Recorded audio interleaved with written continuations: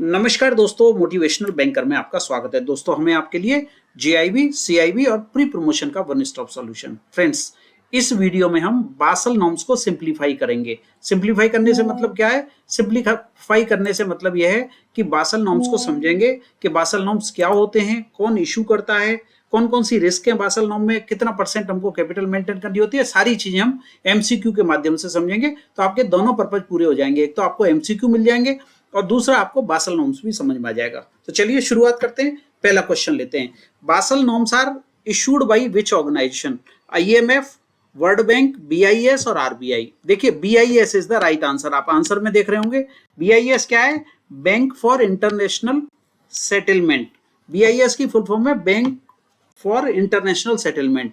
देखिए, बासल जो है एक शहर है स्विट्जरलैंड में, वहां पे इनका ऑफिस है और वहीं पे सारे बैंकों के जो गवर्नर हैं, जैसे हमारे हिंदुस्तान में गवर्नर कहते हैं या फेड के चेयरमैन है, यूएस में चेयरमैन बोलते हैं, तो जो सेंट्रल बैंक है उनके जो हेड हैं वो वहां पे मिलते हैं। और ये मीटिंग्स जब होती है तो इसमें bank for International settlement issue करता है। जो भी नॉर्म्स तय होते हैं उनको bank for International settlement issue करता है। और ये किसके थ्रू इशू करता है? ये करता है बीसीबीएस के थ्रू। बीसीबीएस क्या है?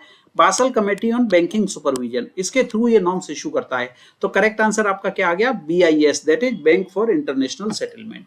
ओके, क्वेश्चन नंबर 2 लेते हैं। Basel 1 primarily focused on which type of risk? देखिए, 3 तरह की रिस्क की बात कही गई है। पहली है क्रेडिट रिस्क, जो बेसल 1 में आई थी। फिर आई थी ऑपरेशनल रिस्क, जो बेसल 2 जब इंट्रोड्यूस हुआ तो उसमें ऑपरेशनल रिस्क की बात कही गई।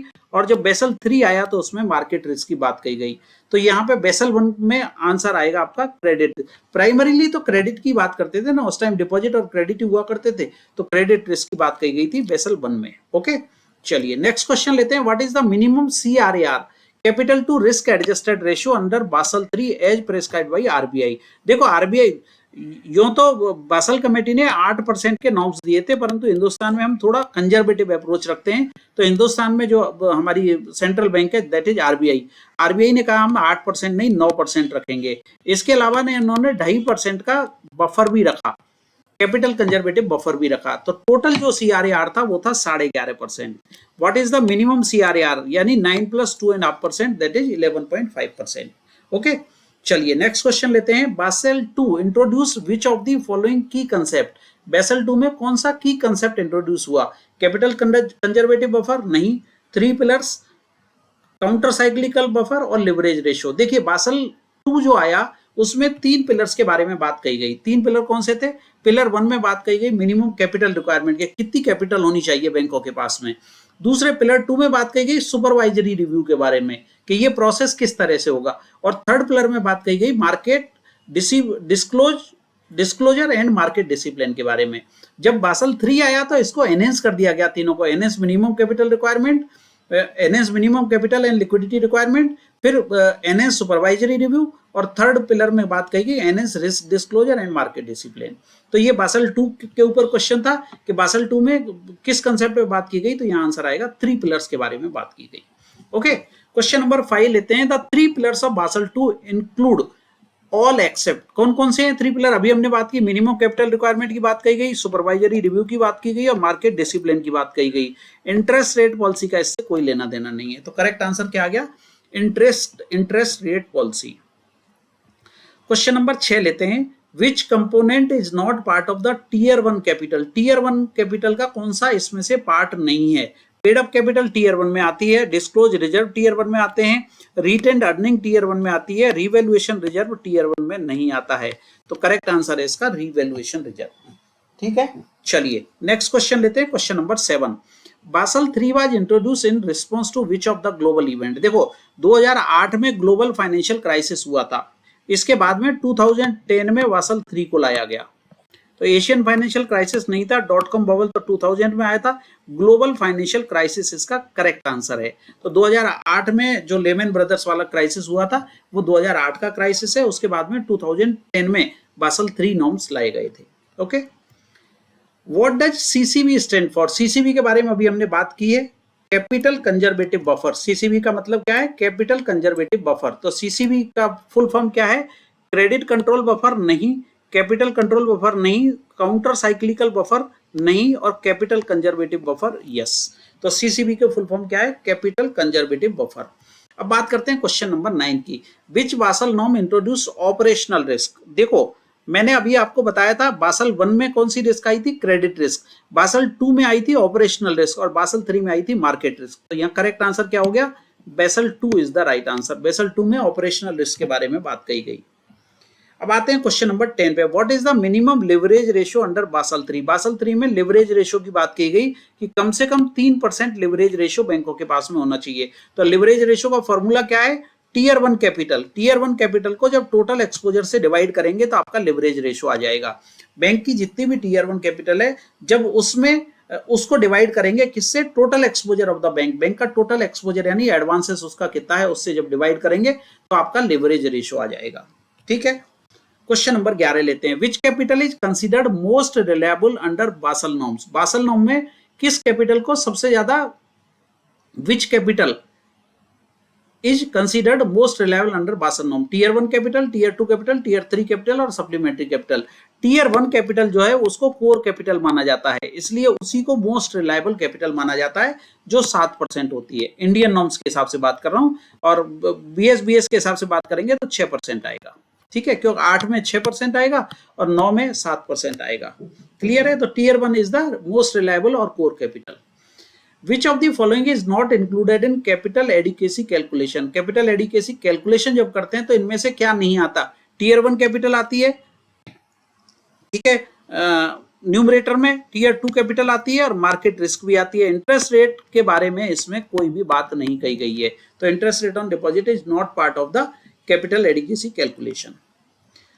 क्वेश्चन नंबर 13 लेते हैं। Capital adequacy ratio is expressed as? Capital adequacy ratio का फॉर्मूला पूछा है, तो capital divided by risk weighted asset. तो ये आंसर आएगा risk weighted asset, capital divided by risk weighted. Capital का मतलब tier 1 capital plus tier 2 capital, ये टोटल कैपिटल हो गई। और रिस्क वेटेड एसेट यानी जो लोन है आपके, एसेट जितनी भी है उसको जब रिस्क वेट से मल्टीप्लाई करेंगे तो रिस्क वेटेड एसेट आ जाएगी। तो कैपिटल एडिकेसी रेशियो का फॉर्मूला क्या हो गया? Tier 1 capital plus tier 2 capital divided by risk weighted asset. Okay, चलिए क्वेश्चन नंबर 14 लेते हैं। The aim of Basel norm is? Basel norm क्यों लाए गए? बैंकों को स्ट्रेंथन करने के लिए, फाइनेंशियल स्टेबिलिटी लाने के लिए बैंकों में बासल नॉर्म्स को इंट्रोड्यूस किया गया। इंक्रीज प्रॉफिट इन बैंक, नहीं, इससे कोई लेना देना नहीं है। रिड्यूस एनपीए, इससे कोई लेना देना नहीं है। कस्टमर सर्विस से कोई लेना देना नहीं है। करेक्ट आंसर है स्ट्रेंथन फाइनेंशियल स्टेबिलिटी। देखिए 2008 का जो क्राइसिस हुआ था उसके बाद में ये हुआ कि बैंकें फेल हो सकती हैं, तो उनको और स्ट्रेंथन किया जाए, तो वहां पे और टफ कैपिटल एडिकेसी के नॉर्म्स कर दिए गए। तो बैंकों की फाइनेंशियल स्टेबिलिटी को स्ट्रेंथन करने के लिए बासल नॉर्म्स लाए गए। ठीक है।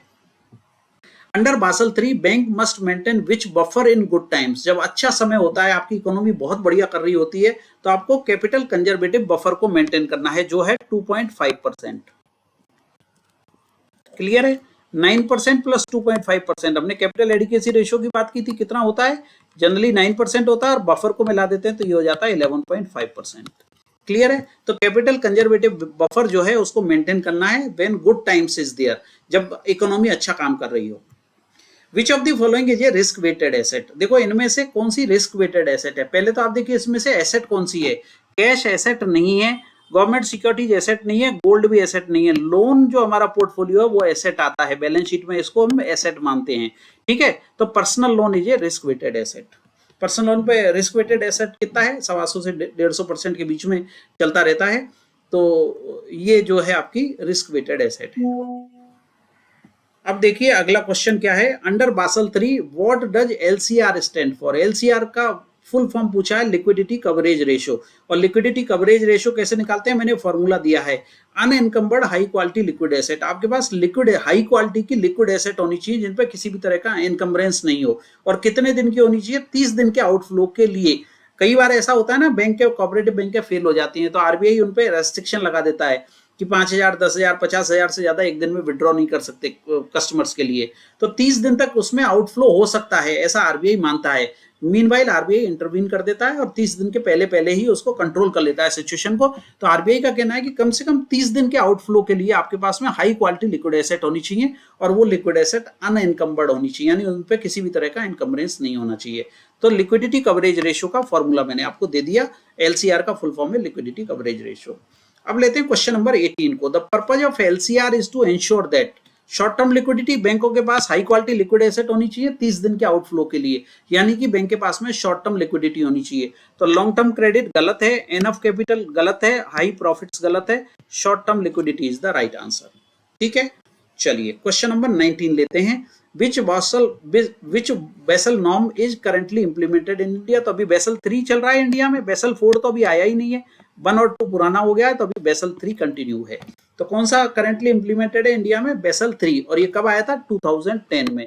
जो लेमन क्राइसिस हुआ था 2008 का, उसके बाद में 2010 में बेसल 3 के नॉर्म्स आए थे। और लास्ट क्वेश्चन की तरफ चल रहे हैं। Capital conservative buffer must be build up during. कब इसको बनाना है? जब रिसेशन हो नहीं, जब इकोनॉमिक क्राइसिस हो नहीं, जब गुड इकोनॉमिक टाइम्स हो, यानी जब आपकी इकोनॉमी बहुत अच्छा कर रही हो, तब आपको बफर बनाना है। बफर का मतलब क्या होता है? जैसे कई बार होता है ना घर में, जब आपके पास इनकम का फ्लो बढ़ जाता है या ऑफिस में इनकम का फ्लो बढ़ जाता है, तो हम क्या करते हैं? जो एक्सेस इनकम आती है उसको आरडी में डाल देते हैं, एफडी में डाल देते हैं, या घर में जब हम वाइफ को या मदर को पैसा देते हैं तो वो क्या करती हैं? जितना भी पैसा मिलता है और उनको लगता है कि नहीं बेटे की या हस्बैंड की इनकम अच्छी हो रही है, तो उसमें से कुछ पैसा वो निकाल के डब्बे में अलग से डाल देती हैं।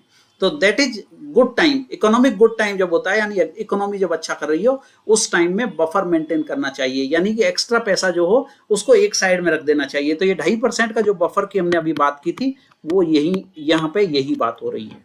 ठीक है friends, thank you very much for watching this video. मैं उम्मीद करता हूं इन क्वेश्चन के माध्यम से मैंने आपको बासल नॉर्म्स को बड़ी आसानी से समझा दिया है। आपके एग्जाम में भी इसी तरह के क्वेश्चन आते हैं और आप बड़ी आसानी से ऐसे क्वेश्चंस का जवाब दे पाएंगे। ज्यादा डिटेल चाहिए तो मैं आपको यहाँ पे लिंक में वीडियो दे दूंगा जिसमें बासल नॉर्म्स के बारे में डिटेल में आपको दिया हुआ है। Thank you for watching this video.